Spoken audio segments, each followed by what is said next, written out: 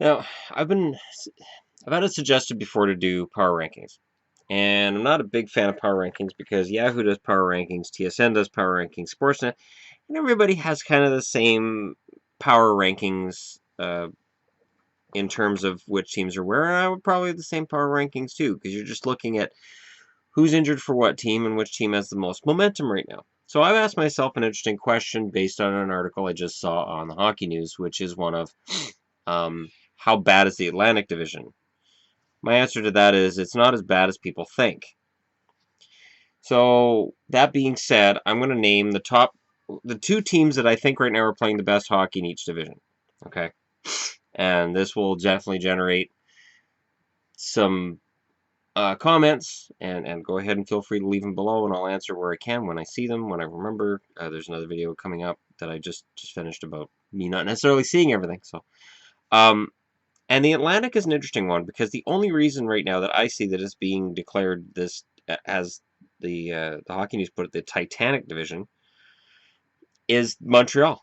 Montreal's absolutely in a slump. They've won 3 out of their last 10. They've looked bad for most of that. They looked piss poor against Boston. That 4-0 loss was bad. They had a division lead that was in the double digits. Now it's down to 6 points, and they've played 5 games more than Ottawa. So Ottawa's 6 points back, 5 games in hand. Ottawa absolutely can win that division. And for me, Ottawa's the best team in the division. So to me, Ottawa right now is the best team. And so Ottawa fans, you can go ahead and gloat in the comments below because you have every right to do so. Ottawa is the best team in the division, with Craig Anderson just coming back after dealing with his wife's cancer and treatments and whatnot. It is an inspirational story, and it's one that if they do somehow finish first, I would say that Anderson definitely wins the Masterton Trophy, and Condon gets a little asterisk next to his name. Like, this guy probably should have got it too, because Mike Condon came in as a cast off from Pittsburgh, who had been cast off by Montreal, and all he's done is help to destroy Montreal's huge lead in the division. Al Montoya was good at the start of the year, but he has not been as good as Condon, and you have to start asking yourself, okay, are Montreal mismanaging some assets here? Is Carey Price not capable of playing 60 to 65 games anymore based on injuries he's had lately? So for me, Ottawa's the best team in the division, and the second best team in the division. For me, it's hard. It's a toss-up for me between Toronto and Boston right now as to who right now is the best in the division. Don't flame me. Boston with the three game winning streak since Cassidy took over. This is why Julian was fired. I said Boston needed a change. The Bruins were not playing like the Bruins. Their shooting percentage was the lowest in the league. It was like historically low for the shooting percentage, and their their puck control, their actual advanced stats, best in the league, and the results not there. So changing the coach seems to have changed the whole team's mindset. They seem much happier, much more relaxed. He seems to be encouraging them to take offensive chances that Julian wasn't, and it's paying off so far. You change coaches because you want to make the playoffs. You change coaches because you know a change needs to be made. It is not an insult to the coach that got fired. It is not an indication that that coach is terrible. Scotty Bowman was fired at one point in his career. Joel Quenneville was fired by the St. Louis Blues. Remember that? And has had a pretty good run with the Blackhawks. Good coaches get fired. Daryl Sutter was fired a couple of times before he found success with the Kings.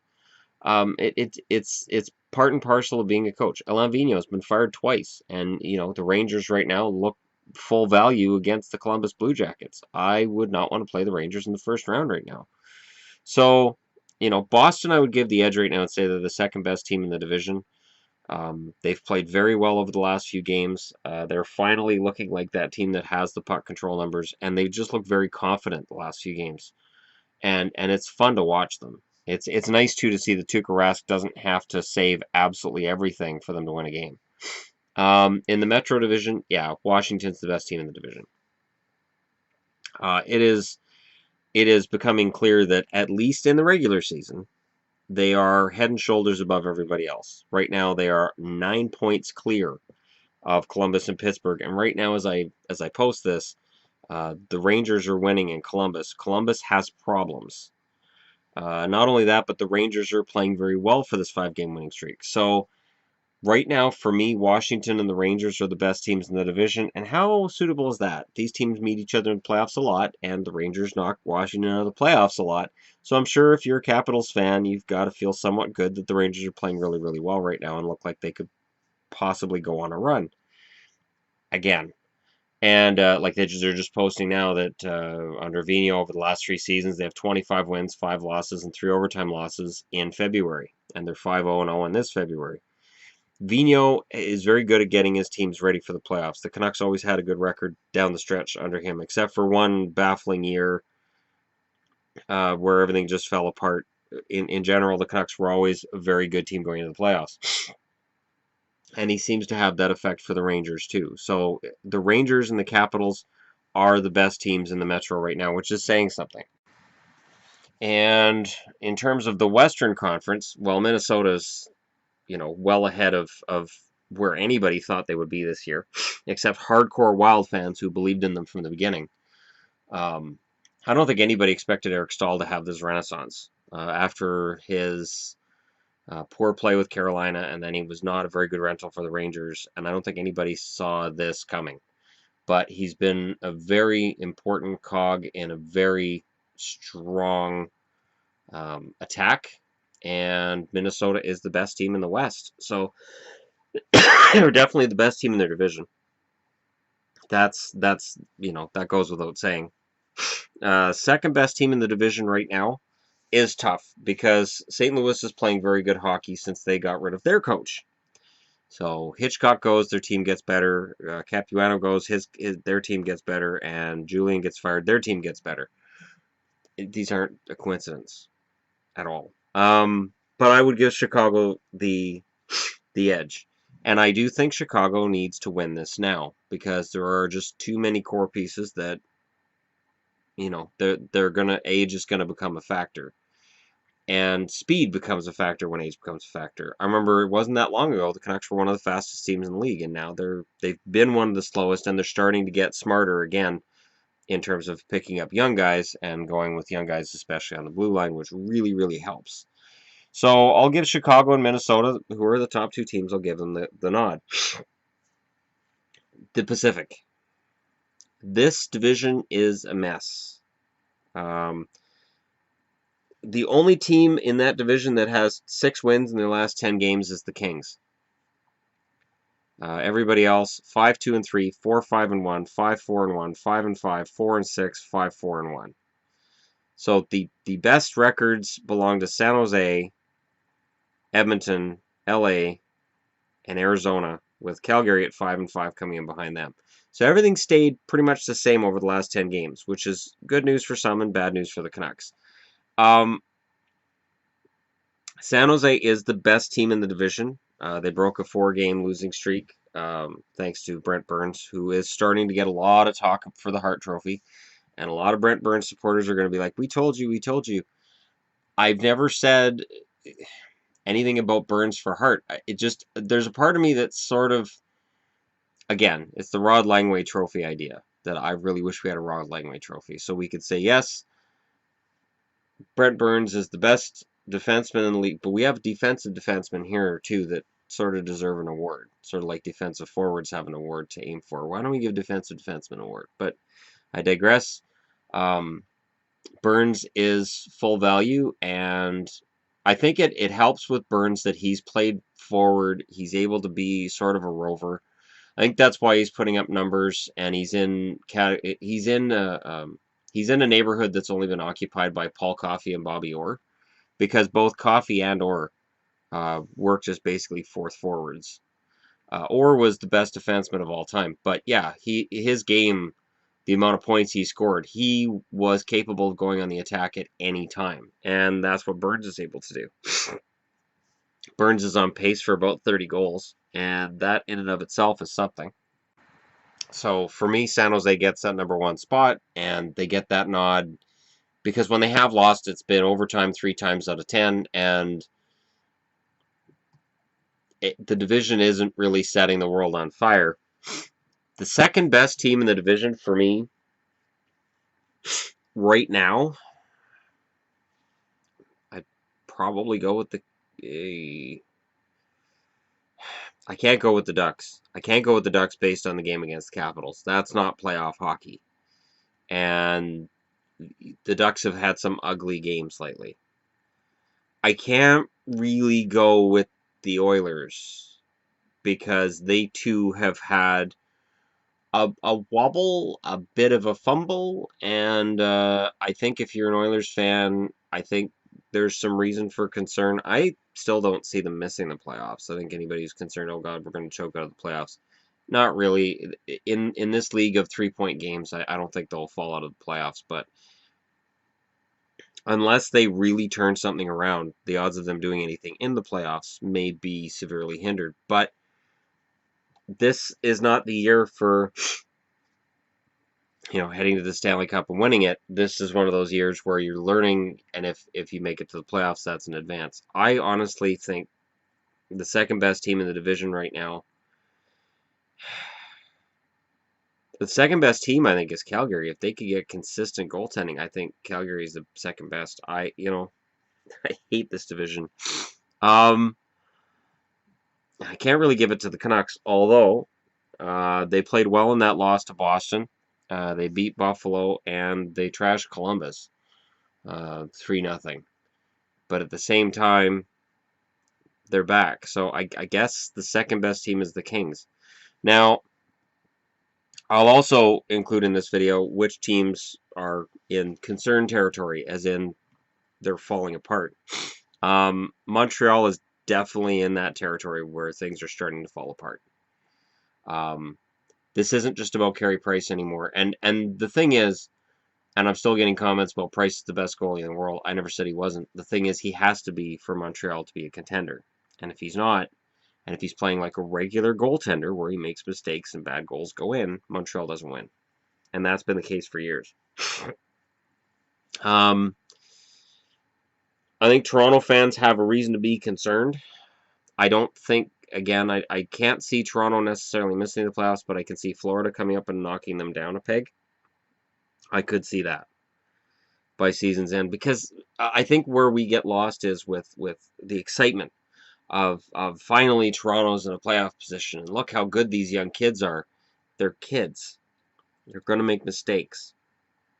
They're not going to be a consistent team. There's going to be problems.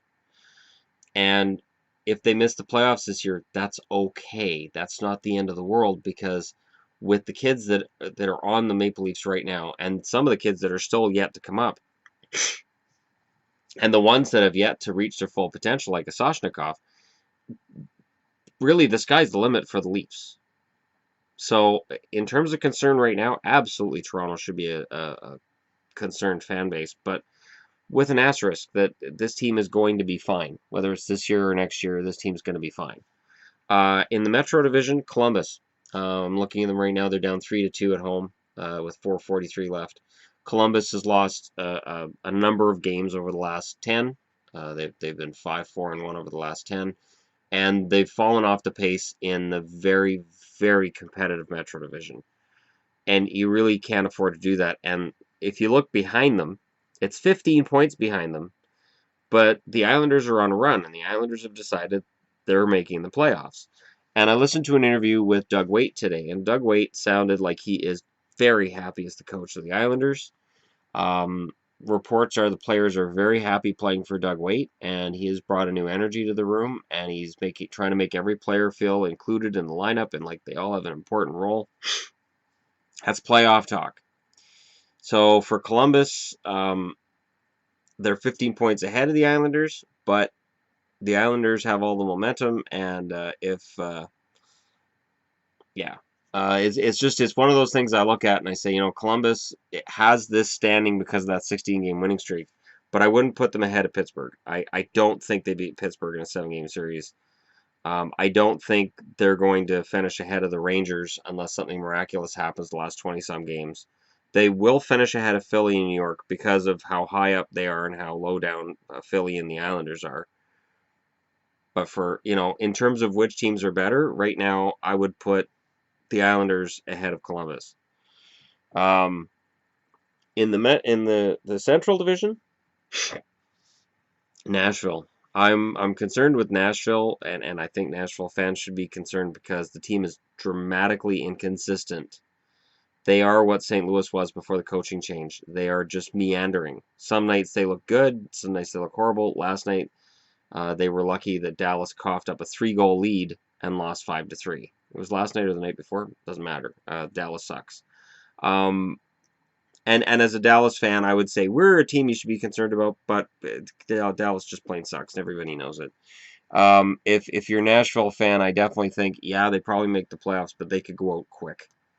This could be over quick, very, very quick. Um, in the Pacific Division, the Oilers are a team who are in almost an identical position to the Maple Leafs. And the two fan bases should really put their knives away and realize they're on the same page, they're on the same side here.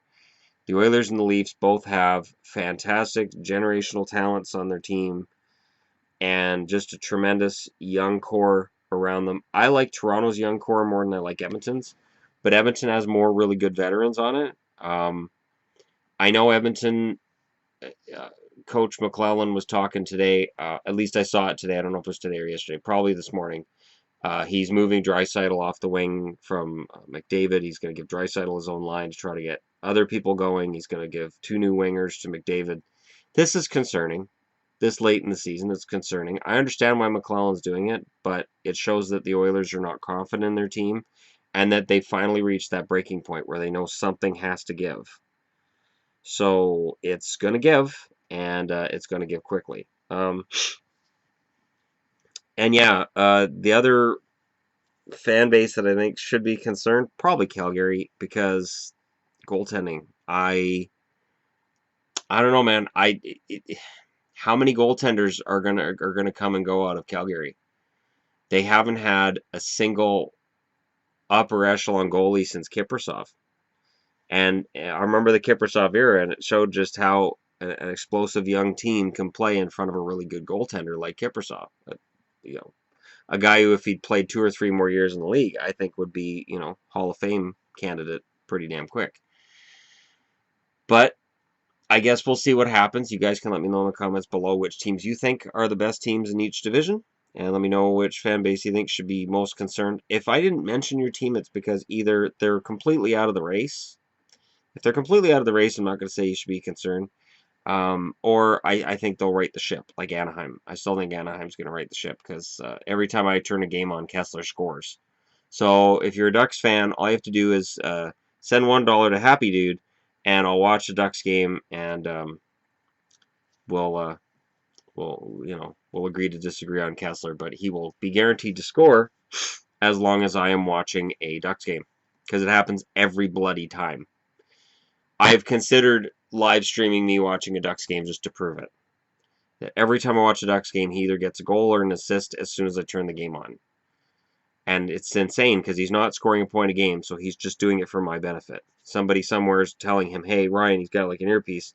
Shannon's watching, quick, get on the ice. And he gets on the ice, and I'm surprised he doesn't flip the bird and then, up yours, on a piece of paper. Up yours, Shannon, suck it, hockey guy. And, score a hat trick within, next 5 minutes of the game because I'm watching him. All right. So again, let me know in the comments what you guys think, and I will be back to talk to you all again soon. I will probably do another video before tonight is over. But thanks for watching, and don't forget to like and subscribe if you're just browsing your way through.